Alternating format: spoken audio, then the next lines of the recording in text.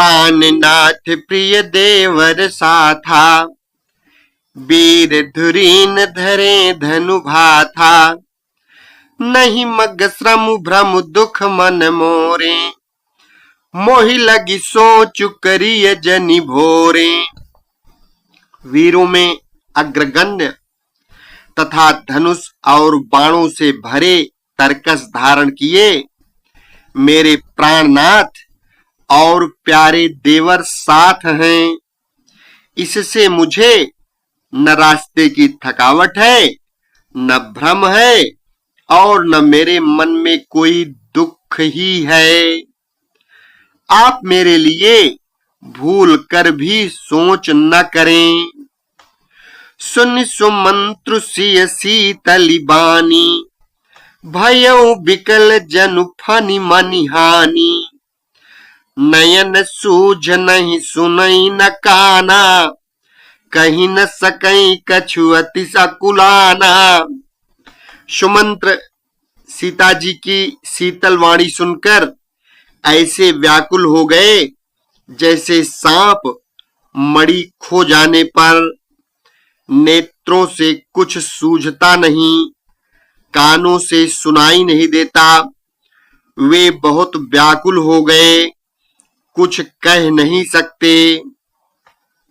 राम प्रबोध कीन्हि बहु भांति, तदपि होति नहीं शीतली छाती, जतन अनेक साथ हित कीन्हे, उचित उतरु रघुनंदन दीन्हे।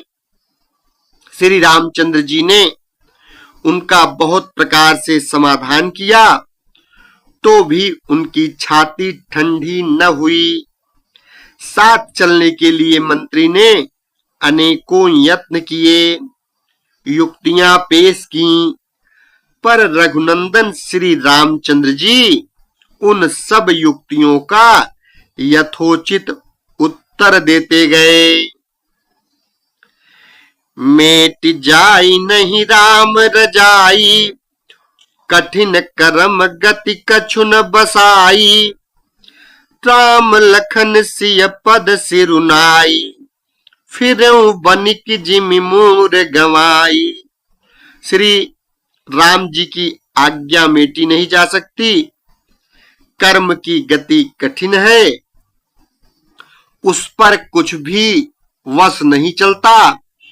श्री राम लक्ष्मण और सीता जी के चरणों में सिर नवाकर सुमंत्र इस तरह लौटे जैसे कोई व्यापारी अपना मूलधन यानी पूंजी गंवा कर लौटा हो। रथुहा क्यों है राम तन, हेरी हेरी ही नाही, देखि निषाद विषाद बस, धुनहि शीस पछताही। सुमंत्र ने रथ को हाका, घोड़े श्री रामचंद्र जी की ओर देख देख कर हिनहिनाते हैं। यह देखकर निषाद लोग विषाद के वश होकर सिर धुन धुन कर पीट पीट कर पछताते हैं।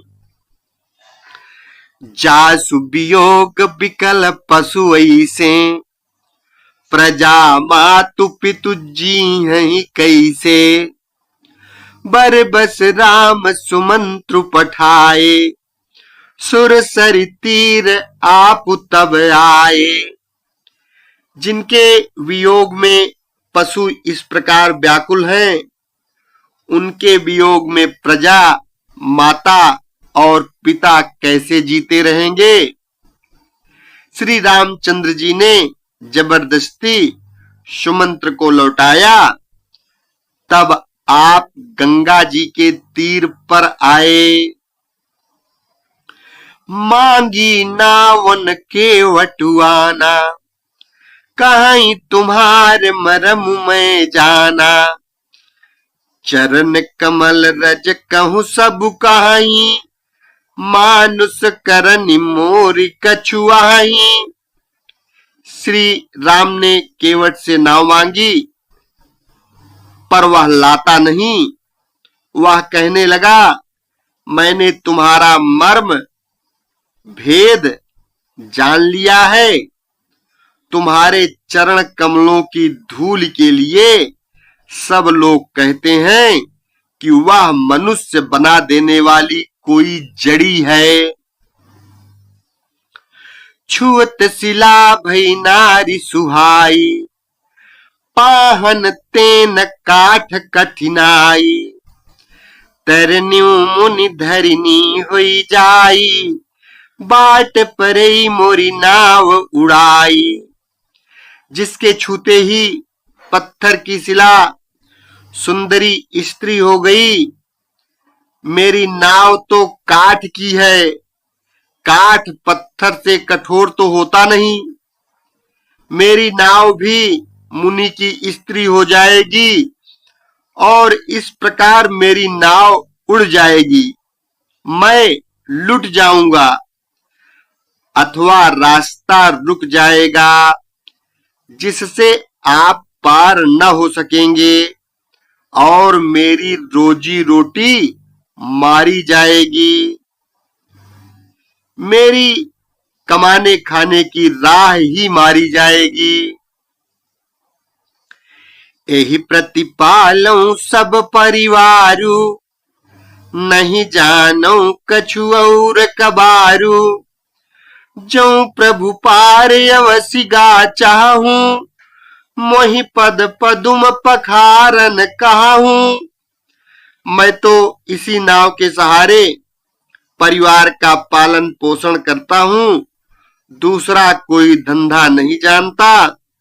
हे प्रभु, यदि तुम अवश्य ही पार जाना चाहते हो तो मुझे पहले अपने चरण कमल पखारने यानी धो लेने के लिए कह दो। पद कमल धोई चढ़ाई नाव, न नाथ उतराई चहो। मोहि राम राउरियान दशरथ, सपथ सब साची कहो। बरु तीर मारहु लखन पै, जब लगी न पाय पखारी हो। तब लगी न तुलसीदास नाथ, कृपाल पार उतारी हो। हे नाथ, मैं चरण कमल धोकर आप लोगों को नाव पर चढ़ा लूंगा। मैं आपसे कुछ उतराई नहीं चाहता। हे राम, मुझे आपकी दुहाई और दशरथ जी की सौगंध है, मैं सब सच सच कहता हूं। लक्ष्मण भले ही मुझे तीर मारे, पर जब तक मैं पैरों को पखार न लूंगा तब तक हे तुलसीदास के नाथ, हे कृपालु, मैं पार नहीं उतारूंगा। सुन के वट के बैन, प्रेम लपेटे अटपटे। बिह से करुणाएन, चितई जान की लखन तन। केवट के प्रेम में लपेटे हुए अटपटे वचन सुनकर करुणाधाम श्री रामचंद्र जी, जानकी जी और लक्ष्मण जी की ओर देखकर हंसे। कृपा सिंधु बोले मुस्काई, सोई करु जेहि तव नाव न जाई। बेगियानु जल पाय पखारू, होत विलंब उतारहि पारू। कृपा के समुद्र श्री रामचंद्र जी केवट से मुस्कुरा कर बोले, भाई तू वही कर जिससे तेरी नाव न जाए। जल्दी पानी ला और पैर धो ले, देर हो रही है, पार उतार दे। जासु नाम सुमिरत एक बारा, उतरहि नर भव सिंधु अपारा। सोई कृपालु केवट ही निहोरा, जेहि जग की तिहु पगहु ते थोरा। एक बार जिनका नाम स्मरण करते ही मनुष्य अपार भवसागर से पार उतर जाते हैं, और जिन्होंने वामनावतार में जगत को 3 पग से भी छोटा कर दिया था, 2 ही पग में त्रिलोकी को नाप लिया था, वही कृपालु श्री रामचंद्र जी गंगा जी से पार उतारने के लिए केवट का निहोरा कर रहे हैं। पद नख निरख देव सर हरसी, सुनि प्रभु बचन मोह मति करसी। केवट राम रजाय सुपावा, पानी कठवता भरी लई आवा। प्रभु के इन वचनों को सुनकर गंगा जी की बुद्धि मोह से खिंच गई थी कि ये साक्षात भगवान होकर भी पार उतारने के लिए केवट का निहोरा कैसे कर रहे हैं। परंतु समीप आने पर अपनी उत्पत्ति के स्थान पद नखों को देखते ही उन्हें पहचान कर देव नदी गंगा जी हर्षित हो गईं। वे समझ गईं कि भगवान नर लीला कर रहे हैं। इससे उनका मोह नष्ट हो गया और इन चरणों का स्पर्श प्राप्त करके मैं धन्य होऊंगी, यह विचार कर वे हर्षित हो गईं। केवट श्री रामचंद्र जी की आज्ञा पाकर कठौते में भर कर जल ले आया। अति आनंद उमगी अनुरागा, चरण सरोज पखारन लागा। बरसि सुमन सुर सकल सिहाही, एहि सम पुण्य पुंज को नाही। अत्यंत आनंद और प्रेम में उमंग कर वह भगवान के चरण कमल धोने लगा। सब देवता फूल बरसाकर सिहाने लगे कि इसके समान पुण्य की राशि कोई नहीं है। पद पखारी जलुपान करी, आप सहित परिवार। पितर पारु करी प्रभु ही पुनि, मुदित गयो लई पार। चरणों को धोकर और सारे परिवार सहित स्वयं उस जल यानी चरणोदक को पीकर पहले उस महान पुण्य के द्वारा अपने पितरों को भवसागर से पार कर फिर आनंद पूर्वक प्रभु श्री रामचंद्र जी को गंगा जी के पार ले गया। उत्तरी ठाड़ भय सुर सरी रेता, सीय राम गुहु लखन समेता। केवट उतरी दंडवत कीन्हा, प्रभु ही सकुच यही नहीं कछु दीन्हा। निषाद राज और लक्ष्मण जी सहित श्री सीता जी और श्री रामचंद्र जी नाव से उतरकर गंगा जी की रेत यानी बालू में खड़े हो गए। तब केवट ने उतरकर दंडवत की। उसको दंडवत करते देखकर प्रभु को संकोच हुआ कि इसको कुछ नहीं दिया। पियहिय की सिय जान निहारी, मनि मुंदरी मन मुदित उतारी। कहु कृपाल लेहि उतराई, केवट चरण गहे अकुलाई। पति के हृदय की जानने वाली सीता जी ने आनंद भरे मन से अपनी रत्न जटित अंगूठी अंगुली से उतारी। कृपालु श्री रामचंद्र जी ने केवट से कहा, नाव की उतराई लो। केवट ने व्याकुल होकर चरण पकड़ लिए।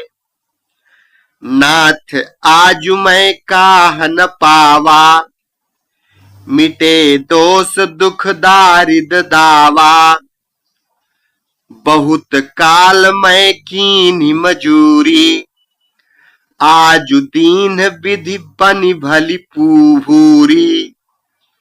उसने कहा, हे नाथ, आज मैंने क्या नहीं पाया, मेरे दोष दुख और दरिद्रता की आग आज बुझ गई है।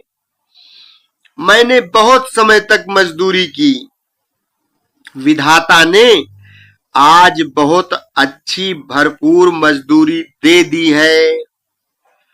अब कछु नाथ न चाहिए मोरे, दीन दयाल अनुग्रह तोरे, फिरती बार मोहि जो देवा, सो प्रसाद मैं सिर धरि लेवा।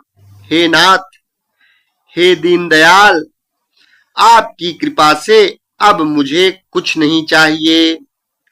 लौटती बार आप मुझे जो कुछ देंगे वह प्रसाद मैं सिर चढ़ा कर लूंगा।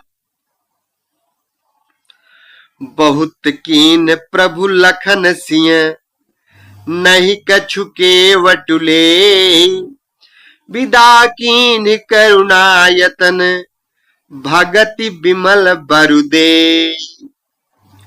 प्रभु श्री राम जी, लक्ष्मण जी और सीता जी ने बहुत आग्रह या यत्न किया, पर केवट कुछ नहीं लेता। तब करुणा के धाम भगवान श्री रामचंद्र जी ने निर्मल भक्ति का वरदान देकर उसे विदा किया। तब मज्जनु करि रघुकुल नाथा, पूजी पार्थिव नायऊ माथा, सिंह सुर सरिह कहु कर जोरी, मातु मनोरथ पुरऊ बिमोरी। फिर रघुनाथ के स्वामी, रघुकुल के स्वामी श्री रामचंद्र जी ने स्नान करके पार्थिव पूजा की और शिव जी को सिर नवाया। सीता जी ने हाथ जोड़कर गंगा जी से कहा, हे माता, मेरा मनोरथ पूरा कीजिएगा। पति देवर संग कुशल बहोरी, आई करो जेहि पूजा तोरी, सुन सिय विनय प्रेम रस सानी, भई तब विमल बारी बरबानी। जिससे मैं पति और देवर के साथ कुशल पूर्वक लौट आकर तुम्हारी पूजा करूं। सीता जी की प्रेम रस में सनी हुई विनती सुनकर तब गंगा जी के निर्मल जल में से श्रेष्ठ वाणी हुई। सुन रघुबीर प्रिया वैदेही, तव प्रभाव जग विदित न केही, लोकप होहि बिलोकत तोरे, तो ही से वही सब सिद्धि कर जोरे। हे रघुवीर की प्रियतमा जानकी, सुनो, तुम्हारा प्रभाव जगत में किसे नहीं मालूम है। तुम्हारे कृपा दृष्टि से देखते ही लोग लोकपाल हो जाते हैं।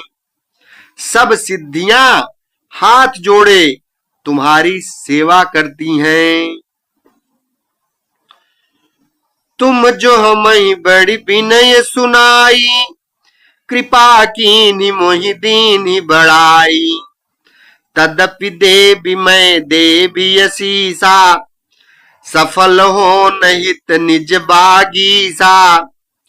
तुमने जो मुझको बड़ी विनती सुनाई या तो मुझ पर कृपा की और मुझे बढ़ाई दी है, तो भी हे देवी, मैं अपनी वाणी सफल होने के लिए तुम्हें आशीर्वाद दूंगी। प्राणनाथ देवर सहित कुशल कौशला आई, पूजी पूजी सब मन कामना, सुजसु रही जग छाई। तुम अपने प्राणनाथ और देवर सहित कुशल पूर्वक अयोध्या लौटोगी, तुम्हारी सारी मनोकामनाएं पूरी होंगी और तुम्हारा सुंदर यश जगत भर में छा जाएगा। गंग बचन सुनि मंगल मूला, मुदित सीय सुर सरि अनुकूला।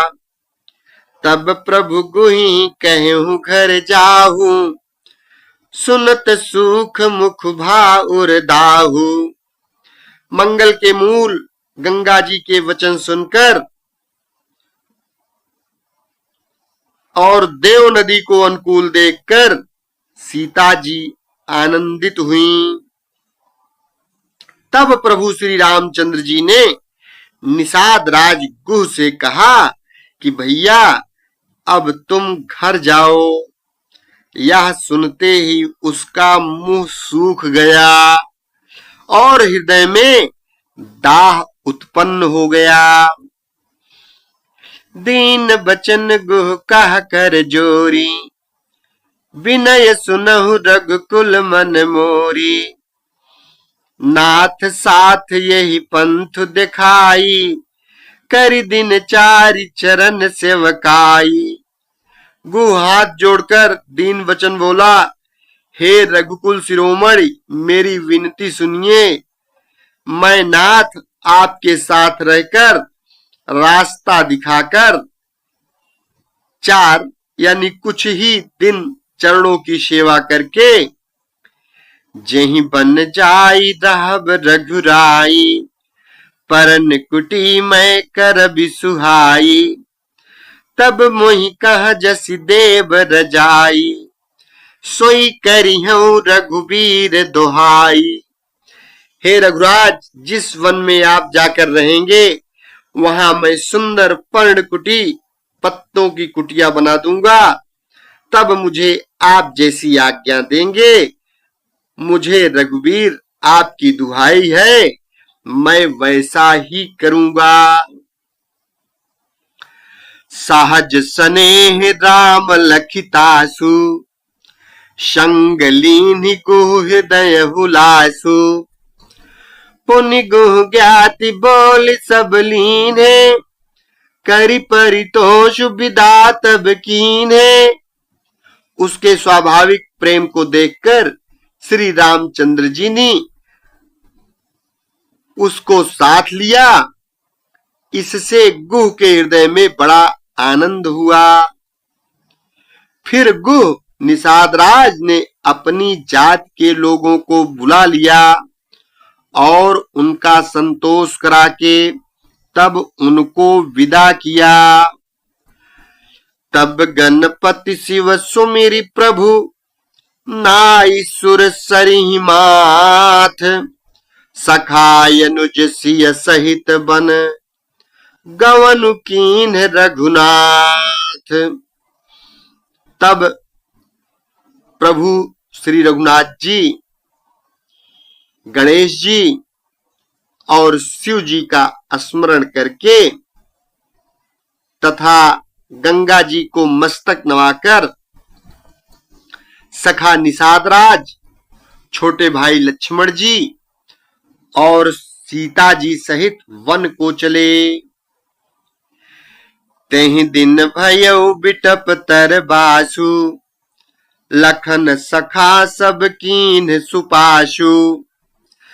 प्रात प्रात कृत करि रघुराई, तीरथ राजु दीख प्रभु जाई। उस दिन पेड़ के नीचे निवास हुआ। लक्ष्मण जी और सखा गुह ने विश्राम की सब सुव्यवस्था कर दी। प्रभु श्री रामचंद्र जी ने सवेरे प्रातः काल की सब क्रियाएं करके जाकर तीर्थों के राजा प्रयाग के दर्शन किए। सचिव सत्य श्रद्धा प्रिय नारी, माधव सरिस मीतु हितकारी। चारि पदारथ भरा भंडारू, पुण्य प्रदेश देश अति चारु। उस राजा का सत्य मंत्री है, श्रद्धा प्यारी स्त्री है, और श्री वेणी माधव जी सरीखे हितकारी मित्र हैं। चार पदार्थों धर्म, अर्थ, काम और मोक्ष से भरा हुआ भंडार है, और वह पुण्यमय प्रांत ही उस राजा का सुंदर देश है। क्षेत्रु अगम गढ़ु गाढ़ सुहावा, सपनेहु नहीं प्रतिपक्षि निपावा। सेन सकल तीरथ बर बीरा, कलुष अनीक दलन रन धीरा। प्रयाग क्षेत्र ही दुर्गम, मजबूत और सुंदर गढ़ किला है, जिसको स्वप्न में भी पाप रूपी शत्रु नहीं पा सके हैं। संपूर्ण तीर्थ ही उसके श्रेष्ठ वीर सैनिक हैं, जो पाप की सेना को कुचल डालने वाले और बड़े रणधीर हैं। संगम सिंहासन सुठि सोहा, छत्रु अखय बटु मुनि मनु मोहा। चंवर जमुन अरु गंग तरंगा, देखी हो ही दुख दारिद भंगा। गंगा, यमुना और सरस्वती का संगम ही उसका अत्यंत सुशोभित सिंहासन है। अक्षयवट छत्र है, जो मुनियों के भी मन को मोहित कर लेता है। यमुना जी और गंगा जी की तरंगे उसके श्याम और श्वेत चंवर हैं, जिनको देखकर ही दुख और दरिद्रता नष्ट हो जाती है। से वही सुकृति साधु सुचि, पावही सब मन काम। बंदी वेद पुराण गण, कहीं विमल गुण ग्राम। पुण्यात्मा पवित्र साधु उसकी सेवा करते हैं और सब मनोरथ पाते हैं। वेद और पुराणों के समूह भाट हैं, जो उसके निर्मल गुण गणों का बखान करते हैं। को कही सकई प्रयाग प्रभाऊ, कलुष पुंज कुंजर मृगराऊ। अस तीरथ पति देखी सुहावा, सुख सागर रघुबर सुख पावा। पापों के समूह रूपी हाथी के मारने के लिए सिंह रूप प्रयागराज का प्रभाव, महत्व, महात्म्य कौन कह सकता है।